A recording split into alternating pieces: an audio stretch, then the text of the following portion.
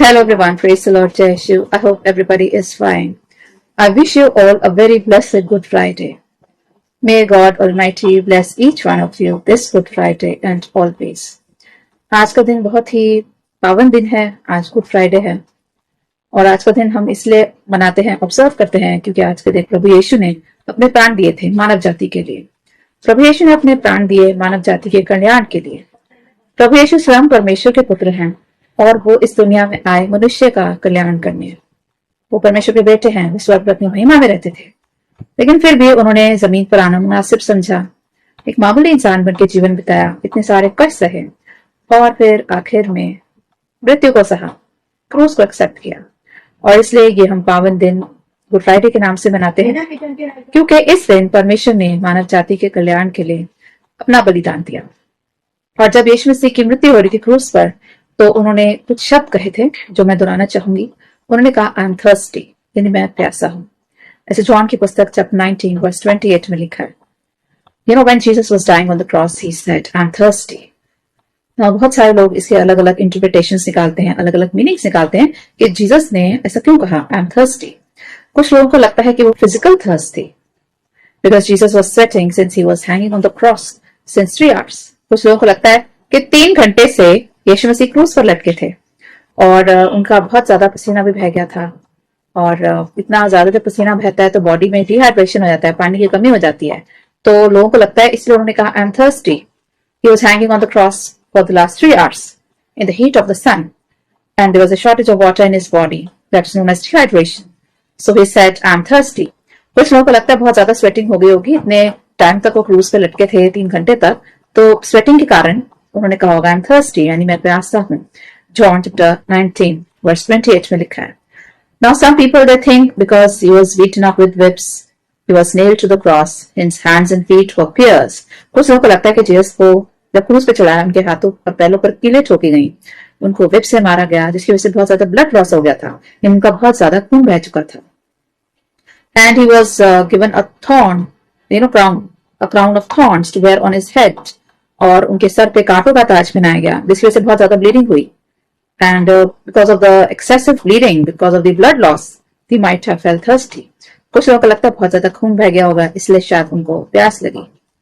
Now there was no blood left in his body, यानी उनको इतना ज्यादा मारा पीटा गया था, इतना टॉर्चर किया गया था कि उनके पूरे शरीर पे निशान थे चोटों के, क्योंकि उनको विप से मारा गया। फिर उनको क्रूस पे चलाया गया, उनके हाथों पैरों पर कीलें ठोकी गई, उनको ताज पहनाया गया, कांटों भरा, तो इसलिए उनका इतना ज्यादा खून बह चुका था, शायद इसलिए भी उनको प्यास लगी हो।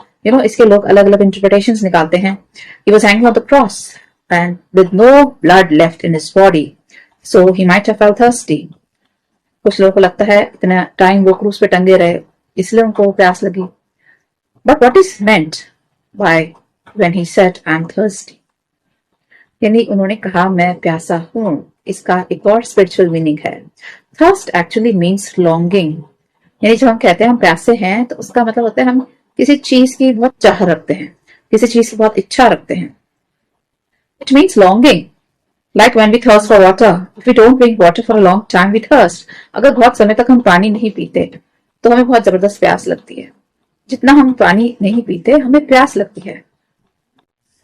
Actually thirst means longing for something, यानी जब हम किसी चीज की इच्छा करते हैं उसे हम थर्स्ट कहते हैं। जब बहुत टाइम के लिए हम पानी नहीं पीते, बहुत समय तक हम प्यासे रहते हैं, तो कहते हैं we thirst, which means thirst actually means longing. When we don't drink water for a long time we thirst. Similarly, Jesus was thirsty. यानी जब बहुत टाइम तक हम पानी नहीं पीते तो हमें एकदम से उड़क उठती है पानी पीने की। तो उस तरह से जीसस भी कहते हैं I thirst. But Jesus was not thirsty for water, he was thirsty for souls. यानी यीशु मसीह को किस चीज की प्यास थी? बस उनको पानी की प्यास नहीं थी, वो प्यासे थे हमारी रूहों के। He was thirsty for our souls and that's why he said I'm thirsty. He longs for our souls. यानी यीशु मसीह को प्यास है हमारी रूहों की। वो चाहते हर रूह बचाई जाए और हर इंसान हेवन में जाए। He wants to see all souls in heaven. He never wants to see any soul perishing in hell.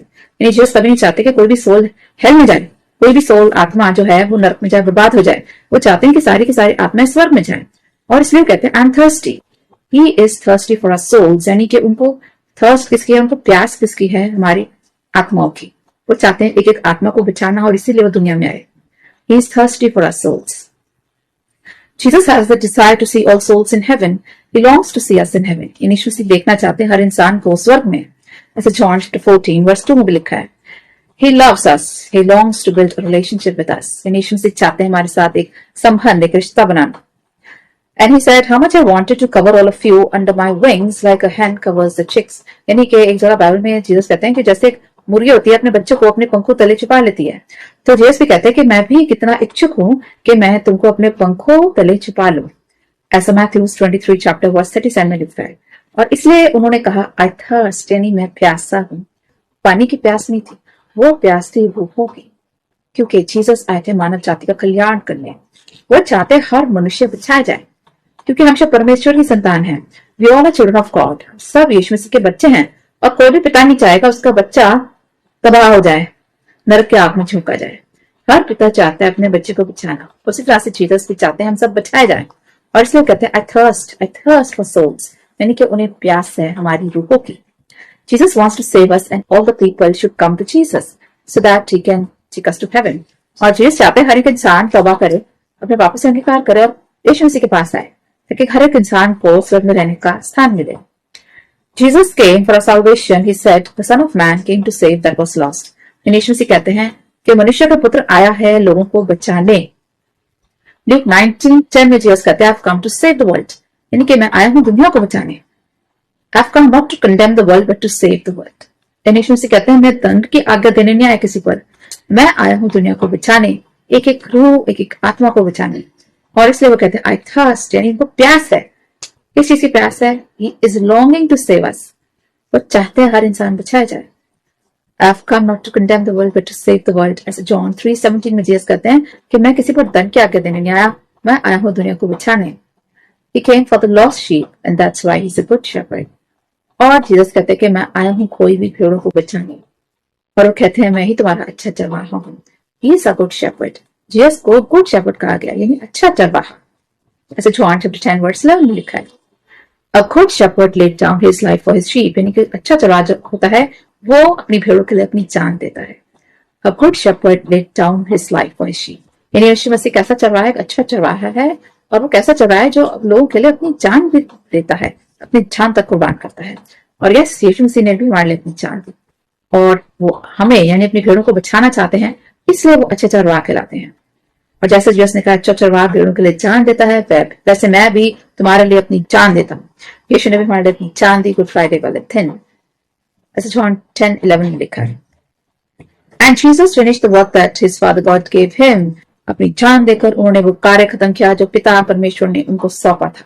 John 19 verse 30 में लिखा है, Father God gave him the work to die on the cross. यानी सबसे पहला जो काम था यीशु मसीह का, जिसके कारण वो दुनिया में आए थे, वो आए थे अपने प्राण देने, सलीब पर अपना बलिदान देने के लिए। ये जो काम पिता ने जीसस को सौंपा था, ये कार्य उन्होंने पूरा करा। He came to spread the gospel. दूसरा काम जो पिता ने जीसस को दिया था, सुसमाचार फैलाने का, लोगों को परमेश्वर के राज्य के बारे में बताने का। To make a way for the kingdom of heaven, यानी कि लोगों के लिए रास्ता तैयार करे वो स्वर्ग में जाने का, ये काम सौंपा गया था पिता के द्वारा। अपनी जान देने का काम सौंपा गया था। God gave him the task to heal the sick. उन्होंने बहुत सारे बीमारों को भी चंगा किया, उन्होंने प्रचार किया, चंगाई करी, लोगों को दुष्ट आत्माओं से छुटकारा दिया, उनको स्वर्ग में जाने का रास्ता दिखाया, और लास्ट में अपने प्राण दिए। ये सारे कार्य परम पिता परमेश्वर ने यीशु मसीह को दिए थे। So he was ready to die on the cross of doing this work. ये सब जब कार्य खत्म हो गए तो उन्होंने अपने आप को तैयार करा क्रूस पे जाने के लिए, और इसलिए वो कहते हैं कि मैंने वो सारे काम फिनिश करे हैं जो पिता ने मुझे दिए। He said to Father God, sacrifice and offerings you do not desire, for I have come to do your will. Jesus अपने पिता से कहते हैं कि आपको जितनी भी बलियां हैं जो आज तक चढ़ी हैं वो कभी खुश नहीं कर पाई।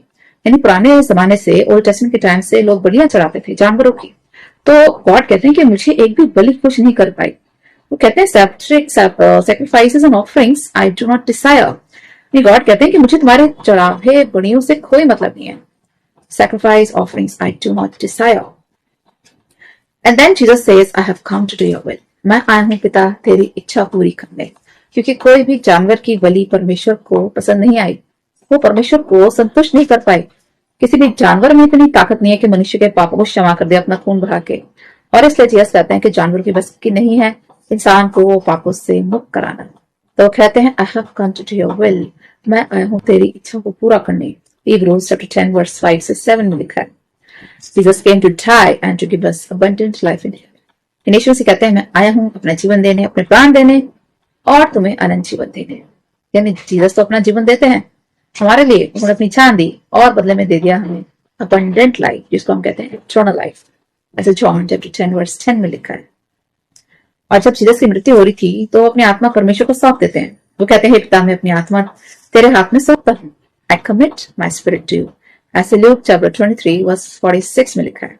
जब जैसे जैसे जीसस की मृत्यु के नजदीक वो जा रहे थे, जैसे जैसे उनको मालूम था कि उनकी हालत खराब होती जा रही है, और जब उनको मालूम था समय आ गया है, तो कहते हैं हे पिता, मैं अपनी आत्मा तेरे हाथ में सौंपता हूँ। ऐसा कह के क्या हमें दर्शा रहे थे कि हमें अपने आप को परमेश्वर के हाथों में सौंपना है, हमें अपने आप को पूरी तरह गॉड को सरेंडर करना है। We have to surrender our lives to God. It signifies we need to surrender to God and we have to commit our body, soul, spirit to God. यानी हमारा जो शरीर है ये भी पवित्र आत्मा का मंदिर है, ये भी गॉड को कमिट करना है, सरेंडर करना है। हमारी आत्मा को गॉड को सरेंडर करना है, हमारे माइंड को, मस्तिष्क को, हर चीज को, हमारे दिल को गॉड को सरेंडर करना है। We have to submit our body, mind, soul, spirit, our hearts to God. और एक बहुत अच्छी आयत यहाँ लिखी है, love the Lord your God with your mind, heart, soul and spirit. यानी तो अपने परमेश्वर से मन, प्राण, बुद्धि से प्रेम कर। यानी कि जब जीसस कहते हैं I commit my spirit in your hands for God, वो क्या हमें संदेश दे रहे हैं कि अपने आप को परमेश्वर को समर्पित कर दो, अपना जीवन गॉड को सरेंडर कर दो। Surrender your lives to God, as Matthew chapter 22 verse 37 में भी लिखा है, that love the Lord your God with your mind, heart, soul and spirit. और जब हम गॉड को पूरी तरह से सरेंडर करते हैं, अपनी लाइफ, अपना जीवन, तो हम गॉड की विल के हिसाब से चलते हैं कि परमेश्वर मेरी नहीं तेरी इच्छा पूरी हो। Surrender your will to God's will, कि जैसा परमेश्वर आप चाहेंगे वैसा ही मेरे साथ मेरे जीवन में हो। We have to live in total submission to God, यानी कि पूरा का पूरा अपने आप को समर्पण कर दें पिता को। Jesus is thirsty for our souls in heaven. How to reach heaven, यानी जीसस चाहते हर इंसान स्वर्ग में जाए। स्वर्ग में कैसे जा सकते हैं? स्वर्ग में जाने का एक ही रास्ता है, वो है यीशु मसीह। केवल एक ही मार्ग है स्वर्ग में जाने का, and that's Jesus Christ. He said, I'm the way, the truth and life. यानी जीसस कहते हैं मार्ग, सत्य, जीवन में ही। I'm the way, the truth and the life. मार्ग, सत्य, जीवन में ही स्वर्ग में जाने का एक ही मार्ग है, एक ही रास्ता है, जिसका नाम है यीशु मसीह। केवल यीशु ही हमें स्वर्ग में ले जा सकते हैं और कोई भी नहीं। There is only one and only one way to heaven, and that's Jesus Christ. Now, how to reach this heaven? Jesus has prepared a lot of rooms for us in heaven. Jesus said, my father has prepared mansions for you in heaven. Jesus कहते हैं मेरे पिता ने बहुत सारे कमरे बनाए हैं तुम्हारे लिए स्वर्ग में, ऐसे जॉन चैप्टर 14 वर्स 2 में लिखा है। It was not so, I would not have said. यानी जीसस कहते हैं अगर ऐसा ना होता तो मैं कभी ना कहता। यानी कि वो ऐसा करके इस चीज में मोहर लगाते हैं कि हम सबके लिए परमेश्वर ने स्वर्ग में स्थान बनाए हैं, जगह बनाई है, कमरे बनाए हैं, और कहते हैं अगर ऐसा ना होता तो मैं ना कहता। जॉन 14:2 में लिखा है, so we have to be clean in spirit to reach heaven. यानी अपने आप को हमें तैयार करना है स्वर्ग में जाने के लिए।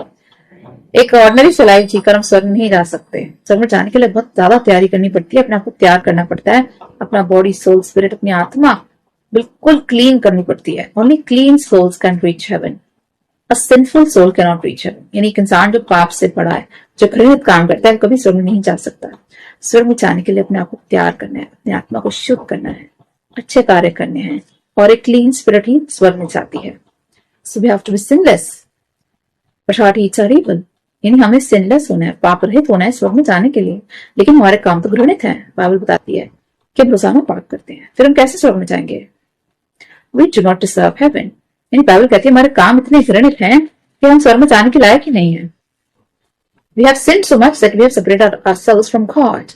Man have sinned and fall short of glory of God. Bible बताती है रोमन्स की पुस्तक में that we all have sinned and fall short of glory of God. यानी मनुष्य ने पाप किया और ईश्वर की महिमा से दूर हो गया। Now, if we have to reach heaven, we have to be sinless. And Christ Jesus made a way for us by forgiving us sins on the cross. यानी यीशु मसीह ने हम पापियों के लिए रास्ता बनाया। उन्होंने कहा हे पिता, इनके सारे पाप मुझे दे दे और इनको बिल्कुल पाक साफ कर दे, इनको क्लीन चिट दे दो, इनके सारे पाप मुझे दे दो। यीशु मसीह ने अपने पिता से कहा इनके सारे गुनाह मुझ पर डाल दो, इनके पाप मैं अपने ऊपर लेता हूँ और इनको मैं पाक साफ करता हूँ स्वर्ग में जाने के लिए। Jesus forgave our sins on the cross. Yeshu Masih ने हमारे सारे गुनाह क्रूस पर उठाए और हमें बरी कर दिया हमारे पापों से। और हमारे सारे गुनाह उन्होंने क्षमा कर दिए। He forgave our sins on the cross and he said, Father, forgive them for they do not know what they are doing. यानी यीशु मसीह मुंह से चिल्लाते हैं, हे पिता इन्हें क्षमा कर, ये नहीं जानते क्या कर। लूक 23 चैप्टर वर्स 34 में लिखा है। यानी कि जो लोग यीशु मसीह को क्रूस पे चढ़ा रहे थे, जो उनके मर्डर्स थे, उनके लिए यीशु मसीह ने माफी मांगी पिता से और कहा, हे पिता इन्हें क्षमा कर, क्योंकि ये नहीं जानते क्या कर रहे हैं। ये नहीं जानते कि ये पिता, इन्हें परम पिता के बेटे को सूली पर चढ़ा रहे हैं। ये नहीं जानते ये सन ऑफ गॉड को सूली पे चढ़ा रहे हैं। ये नहीं जानते ये परमेश्वर के पुत्र को सूली पे चढ़ा रहे हैं। इतना बड़ा गुनाह कर रहे हैं, इन्हें पता ही नहीं है कि परमेश्वर की संतान को सूली पे चढ़ा रहे हैं। They don't know what they are doing.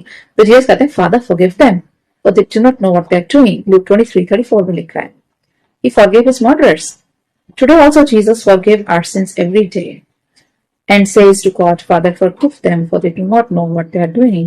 यानी कि हम रोजाना पाप करते हैं और रोजाना यीशु हमारे पापों को क्षमा करते हैं। We sin every day, God forgives every day. Our God is so patient with us. इन्हें रोज पाप करते हैं, लेकिन गॉड हमें सजा नहीं देते, हमें माफ करते हैं, रोजाना माफ करते हैं। लेकिन फिर भी हम ठीक है, रोज पाप करते हैं, फिर वो रोज माफ करते हैं, और रोजाना पाप करते हैं, फिर वो माफ करते हैं, और फिर वही लाइन दोहराते हैं, Father forgive them for they do not know what they are doing. यानी ये लाइन यीशु मसीह रोज दोहराते हैं, पिता इन्हें क्षमा कर, क्योंकि ये नहीं जानते क्या कर रहे हैं। Jesus is our intercessor. Bible says कि जीसस हमारे लिए प्रार्थना करते हैं परमेश्वर से, कहते हैं इसको माफ कर दो क्योंकि मैंने इसके लिए जान दी है, इसकी जगह मैं सूली पर चढ़ा था, इसको माफ कर दो। ये इनोसेंट है, ये नहीं जानता है क्या कर रहा है, ये रोज पाप करता है, गलत काम करता है, इसको माफ कर दो क्योंकि मैं ऑलरेडी इसके लिए सजा झेल चुका हूँ क्रूस पर। तो ही इंटरसीड्स फॉर अस। मैंने बाइबल बताती है रोमन्स की पुस्तक चैप्टर 8 वर्स 34 में, Jesus is our intercessor, he prays for us. Jesus हमारे लिए खुद प्रार्थना करते हैं पिता परमेश्वर से कि मैं इनकी सजा काट चुका हूँ, इसकी सजा ऑलरेडी मुझे मिल चुकी है, इसके गुनाह मैं क्रूस पे लेके चढ़ चुका हूँ, इसको माफ कर दो, इसको जाने दो। He prays for us. When we are cleansed from our sins, then we can reach heaven. यानी जब हम अपने गुनाहों से बरी होते हैं तभी हम स्वर्ग में जा सकते हैं। Many times, we feel depressed. आजकल की दुनिया में इतनी गलत चीजें हो रही हैं, तो बहुत बार हम डिप्रेस्ड हो जाते हैं, डिप्रेशन में चले जाते हैं, और हमें लगता है कि लाइफ में सब कुछ गड़बड़ चल रही है। कई बार क्या होता है, चीजें जब हमारे हिसाब से नहीं होती तो हमें लगता है परमेश्वर मुझे भूल गए, शायद गॉड ने मुझे छोड़ दिया है। We feel we are forsaken by God. When we face injustice, जब हमारे साथ कुछ injustice होता है, अत्याचार होता है, when we face criticism, जब लोग हमारे को क्रिटिसाइज करते हैं, हमारे खिलाफ बोलते हैं, we face opposition, जब सारी दुनिया हमारे खिलाफ हो जाती है, कई सारी आवाजें हमारे अगेंस्ट उठती हैं, लोग हमें अपोज भी करते हैं, क्रिटिसाइज भी करते हैं, हमारे खिलाफ भी बोलते हैं, हम पे अत्याचार करते हैं। When we are targeted, जब बिना बात के लोग हमें टारगेट करते हैं, we are persecuted without reason, बिना बात के लोग हमें परेशान करते हैं, परसिक्यूट करते हैं, जब हमारा कोई लेना देना नहीं होता तब भी लोग हमें एक्सप्लॉइट करते हैं, परसिक्यूट करते हैं, तंग करते हैं, सताते हैं, परेशान करते हैं। तो हमें लगता है कि मेरा खुदा तूने मुझे क्यों छोड़ दिया है। We feel God is not concerned about us. तब हमें लगता है परमेश्वर मुझे शायद भूल गए, शायद उनको मेरी याद नहीं है। और जैसे जीसस ने क्रॉस से कहा था, My God, why have you forsaken me? वही चीज हमारे मुंह से निकलती है, मेरे पिता तूने मुझे क्यों छोड़ दिया है। जब हमें चारों तरफ से मुसीबतों से घिर जाते हैं, चारों तरफ से प्रॉब्लम्स आती हैं, कभी कोई बीमारी आ जाती है, कोई सिकनेस आ जाता है, कोई कर्जा आ जाता है, कभी बेरोजगारी हो सकती है, कुछ भी हो सकता है, कोई एक्सीडेंट हो गया घर में, कोई बीमार हो गया, सिकनेस है, लंबी बीमारी चल रही है, कोई कर्जे में डूब गया है, किसी की जॉब नहीं लग रही, किसी को हरासमेंट हो रहा है, परेशानी है, लोग तंग कर रहे हैं, सता रहे हैं, तो हमें लगता है गॉड मुझे भूल गए, शायद गॉड को मेरी याद नहीं, गॉड को मेरे बारे में याद नहीं है। हम वही लाइन दोहराते हैं जो जीसस ने कही थी क्रॉस पर से, my God why have you forsaken me, मेरे पिता तूने मुझे क्यों छोड़ दिया है। But God never left Jesus on the cross. ये परमेश्वर ने कुछ समय के लिए मुंह फेर लिया था यीशु से, ताकि यीशु की मौत हो जाए, मृत्यु हो जाए, लेकिन परमेश्वर यीशु को नहीं भूले थे, वो तो उनका बेटा है, वो कैसे भूल सकते हैं। तीसरे दिन दोबारा से उनको जीवित करा था ना, तो उसी तरह से परमेश्वर हमें भी नहीं भूलते मुसीबतों में। जैसे जीसस का रिजरेक्शन हुआ था, हमें भी दोबारा से खुशी मिलेगी, हमारे मुसीबतों से निजात मिलेगी, छुटकारा मिलेगा। तो परमेश्वर हमें कभी नहीं भूलते, हमारी मुसीबतों में भी वो हमारे साथ होते हैं। But we should remember that promise that was given by God, neither will I leave you nor will I forsake you. यानी हम कहते हैं, My God, why have you forsaken me? But Jesus उसका जवाब कर देते हैं, neither will I leave you nor will I forsake you. ना मैं तुझे छोड़ूंगा ना मैं तुम्हें त्यागूंगा। यानी हम कहते हैं पिता तूने मुझे क्यों छोड़ दिया है? पिता कहते हैं ना मैं तुम्हें छोड़ूंगा ना मैं तुम्हें त्यागूंगा। ऐसे Hebrews chapter 13 verse 5 में गॉड कहते हैं neither will I leave you nor will I forsake you। परमेश्वर हमें कभी नहीं भूलते। कुछ समय के लिए मुंह फेर लेते हैं और कभी कभी हमारे साथ वो बुरा होने देते हैं, अन्याय होने देते हैं, अत्याचार होने देते हैं, क्योंकि हर चीज में परमेश्वर की महिमा छिपी होती है। तो वो कुछ देर के लिए गलत चीजें होने देते हैं क्योंकि उनको पता है उसमें से भी अच्छाई निकल के आएगी। वो हर चीज से महिमा लेना जानते हैं, क्योंकि जब हमारे साथ कुछ बुरा होता है तो उसके अंदर ही हमारा मेरेकल छिपा होता है। जो बुराई हमारे साथ हो रही होती है उसके अंदर एक हिडन मेरेकल होता है और उससे मिलती है परमेश्वर को महिमा। जब हमारे साथ अच्छा होता है, जब हमारे साथ बुराई के बाद जब हमारी जीत होती है, तब ईश्वर को महिमा मिलती है। और गॉड इज अ राइचियस जज who expresses wrath every day। यानी हमारा परमेश्वर जो न्याय करने वाला प्रभु है और रोजाना न्याय करता है, वो जस्टिस करता है। Psalm chapter 7 verse 11 में लिखा है we should wait for justice with patience। अगर हमारे आसपास कुछ गलत हो रहा है तो हमें पेशेंस के साथ, धैर्य के साथ वेट करना चाहिए, इंसाफ का, न्याय का, जस्टिस का। When we have right attitude, right conduct, and we live a sinless life in the midst of troubles, then God should be able to say, come to my house। यानी कि जब आसपास इतनी मुसीबतें हैं, तकलीफें हैं, स्ट्रगल है, ऑब्स्टेकल्स हैं, हर्डल्स हैं, रुकावटें हैं, हमारे आसपास इतने गलत चीजें हो रही होती हैं, और उसके बावजूद भी जब हम विश्वास रखते हैं परमेश्वर में, जब हम अड़े रहते हैं अपने विश्वास पर कि नहीं मेरा साथ अच्छा होगा और ये सारी मुसीबतों से मैं बाहर आऊंगा, तब परमेश्वर खुश होकर कहते हैं now you are ready to enter my house. और वो कहते हैं today you shall be with me in paradise. यानी कि जब हम सारी मुसीबतों से जब बाहर निकलते हैं, जब हम फतेह पा लेते हैं, तो जैसे कहते हैं ये बंदा बिल्कुल सही है, ये ईमान का, विश्वास का पक्का है और ये स्वर्ग में जाने के लायक है। ऐसा ल्यूक 23:43 में लिखा है। It takes lot of effort to be sincere, honest with God. यानी कि ऑफ कोर्स मुसीबतें आएंगी, जिसने कहा है you will face troubles and tribulations but remember I have overcome the world. यानी यीशु मसीह कहते हैं दुनिया में तुम्हें बहुत सारी मुसीबतें आएंगी।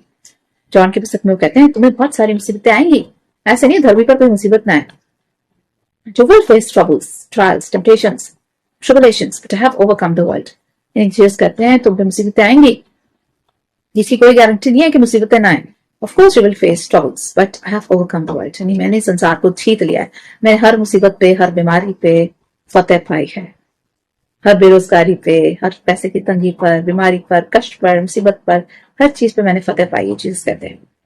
And it takes a lot of effort to be sincere in the midst of troubles। यानी कि जब मुसीबतें आती हैं तो उसमें बहुत मेहनत लगती है कि अब गॉड में हम पक्के बने रहे, ईमान के पक्के बने रहे, प्रार्थना करते रहे, दुआ करते रहे।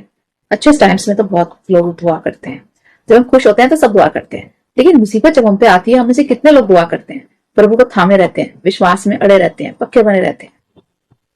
चाहे सिकनेस हो, ट्रबल्स हो, बीमारी हो, कोई ऑब्स्टेकल हो, रुकावट हो, but the ones who are faithful in the times of trial will go to heaven. यानी कि जो अंत तक धीरज धरा रहेगा उसकी जीत होगी।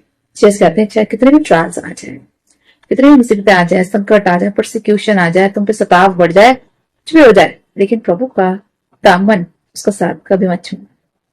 उसके आगे एक बहुत बड़ा रिवॉर्ड रखा है जो कहता है स्वर्गीय जीवन, यानी अनंत जीवन। कि यीशु मसीह का भी बहुत ताड़नाएं थी, बहुत सारी तकलीफें सही, बहुत मार पिटाई सही, रोज भी सहा, उन्होंने सब कुछ सहा, लेकिन उसके बाद उनको मिला पुनरुत्थान था और उनको परमेश्वर ने स्वर्ग में महिमान्वित करा, उनको ग्लोरीफाई करा स्वर्ग में। उसी तरह से हमें भी मिलेगा स्वर्ग के जीवन, जिसे हम कहते हैं eternal life. In the midst of troubles, if you are faithful to God, God will reward you with eternal life in heaven. यानी परमेश्वर देंगे आपको सबसे बड़ा अमूल्य इनाम, जो कहलाता है abundant life, eternal life, यानी स्वर्ग के जीवन। I'd like to pray for all of you. Heavenly Father, we come before you with our prayers. Father God, we thank you so much for this beautiful message that you shared with us today, that how much we need to be faithful to God. We thank you for sending your Son in this world to be a sacrifice on the cross. We thank you for shedding the blood of your Son, Jesus. Father God, for you have cleansed all our sins by shedding the blood of your Son, Jesus. Thank you, Jesus, for dying on the cross and for preparing a way for us in heaven. For you are the way, the truth, and the life. Father God, help us to be faithful to you in the midst of troubles, trials, temptations, the obstacles that we face in our life. No matter it is anything, it can be a sickness also, or it can be a financial problem, or unemployment, or anything that comes in our way. Help us to be faithful to you. Help us to have strong faith in you. Help us to trust in you. Help us to have a faith as little as mustard seed. Father God, we pray for all the viewers who are watching this video. We apply holy blood to all the viewers. Father God, for today is a blessed day of Good Friday, when you died for us on the cross. I apply holy blood to every viewer and on me also, Father God, so that you can bring us to eternal life. For you have prepared a reward for us in heaven. Father God, we pray for everyone who is facing any kind of sickness. Father God, we apply holy blood to all the sick people. Father God, raise them from their bed of affliction. Heal every bone, every organ, every tissue, every cell in their body. Father God, we pray for all those who are facing cancers and tumors. We pray for everyone, Father God, who have got fractures, or who are facing accidents, or who are in hospitals on ICU beds, Father God. We apply holy blood to every one of them, so that you're going to bring them in the newness of life. Bring a revival in their bodies, Father God. Give them strength. Give them good health and long life. We pray for the middle-aged and the old-age people, Father God. Bless them with good health and long life. We pray for the children, Father God. Help them to study well. Help them to study scriptures. Help them to grow in the Lord.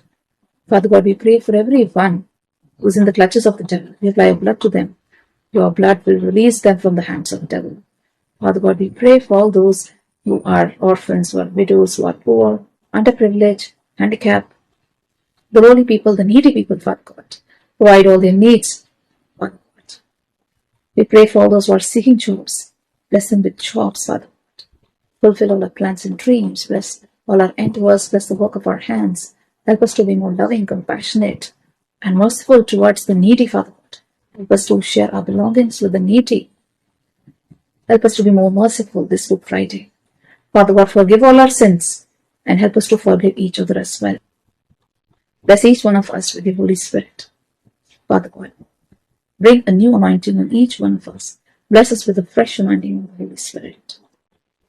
Bless us with the fruits and gifts of the Holy Spirit. We give all glory and honor to your name. Bless us, prayer through Jesus Christ, Lord. I hope this message will be a big blessing for all of you. So have a very blessed Good Friday. Your Savior has already shed his blood for you, and he has forgiven all your sins.